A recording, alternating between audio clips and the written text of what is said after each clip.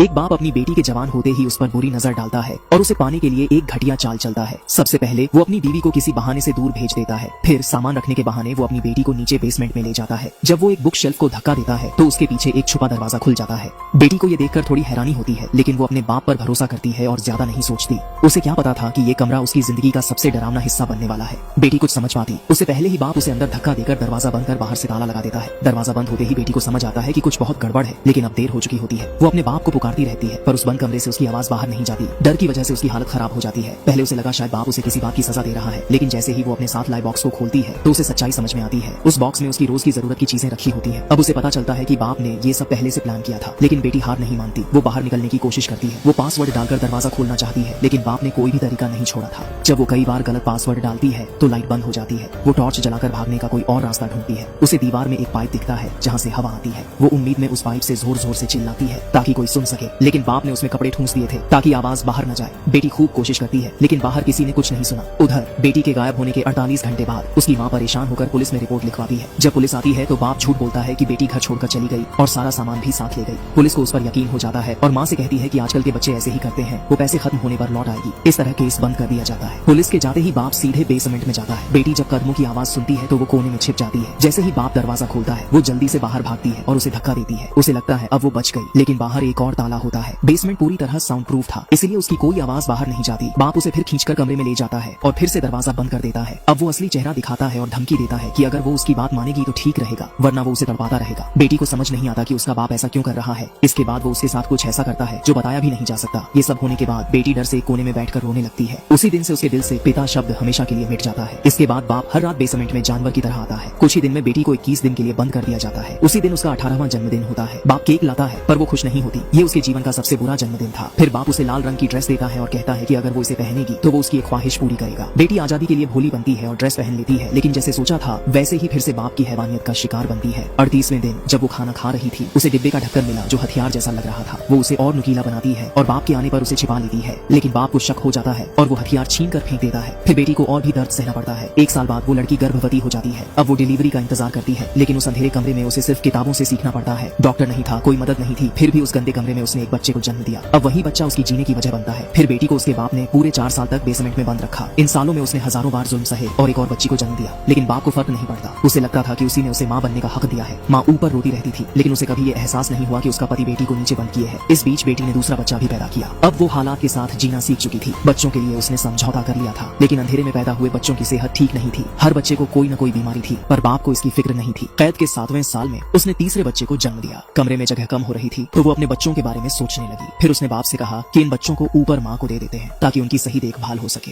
बाप मान गया क्योंकि उसे लगा इससे उसकी बीवी को शक नहीं होगा और वो बेटी की तलाश भी बंद कर देगी। एक दिन दरवाजे पर एक बच्चे की रोने की आवाज आई। माँ ने दरवाजा खोला तो टोकरी में बच्चा और एक चिट्ठी मिली। उसे पता चला कि उसकी बेटी जिंदा है तो वो राहत महसूस करती है, लेकिन टोकरी के नीचे छुपी मदद की चिट्ठी नहीं देती। जब बाप को वो चिट्ठी मिलती है तो वो गुस्से में बेसमेंट जाता है और फिर से बेटी को लाल ड्रेस देता है। और फिर वही दर्द। अब 17 साल बीत चुके हैं। बेटी लीसा भी जवान हो गई थी। बाप उसे भी गंदी नजरों से देखने लगता है। माँ को ये देखकर डर लगता है और वो लीसा को खींचकर दूर कर देती है। उसे पता था कि ये आदमी कुछ भी कर सकता है। वो उसे धमकाती है कि अगर उसने कुछ किया तो वो उसे मार देगी। ये सुनकर बाप डर जाता है और जाते वक्त जानबूझकर घर की बिजली काट देता है। बेटी को बाप ने पूरे 18 साल तक बंद रखा था। इस बीच उसके 3 बच्चे हुए। बाद में बाप का काम ठप्प हो गया और अब वो बच्चों की जिम्मेदारी नहीं उठा पा रहा था। उसने सोचा इनसे छुटकारा पाने का एक तरीका अपनाए। उसने पाइप के जरिए कार के धुएं को बेसमेंट में भेजने की प्लानिंग की ताकि सबको मार सके, पर तभी उसका बेटा आ गया और उसका मन बदल गया। वो भागकर बेसमेंट गया और देखा कि बेटी और बच्चे दम घुटने से तड़प रहे थे। बेटी अपने बच्चे के लिए रोती रही कि उसे अस्पताल ले चलो, लेकिन बाप को डर था कि वो भाग जाएगी। बेटी ने कहा कि वो बेटे को छोड़ देगी, बस उसे बचा ले। बाप मान गया और लीसा को लेकर अस्पताल गया। वक्त पर इलाज मिलने से लीसा बच गई, लेकिन बेहोश थी। डॉक्टर ने जब नाम पूछा तो बाप से फॉर्म भरने को कहा। बेटी ने एक पुलिस वाले को देखा और मन में एक तरकीब आई। जब बाप फोन पर बात कर रहा था बेटी ने जानबूझकर पानी गिरा दिया। बाप जैसे ही नया फॉर्म लेने गया बेटी पुलिस वाले के पास जा पहुंची। बाप समझ गया कि कुछ गलत हो रहा है, लेकिन तब तक देर हो चुकी थी। वो भागने लगा पर पुलिस ने उसे पकड़ लिया। आखिरकार बेटी 18 साल बाद आजाद हो गई और उसके बाप को सजा मिली। जब बच्चे बेसमेंट से बाहर आए तो माँ को यकीन ही नहीं हुआ कि इतने सालों से बस एक दीवार के उस पार बेटी कैद थी। सब कुछ ठीक होने के बाद बेटी को अपना प्यार मिला और उसने नई जिंदगी शुरू की। यहीं पर फिल्म खत्म होती है।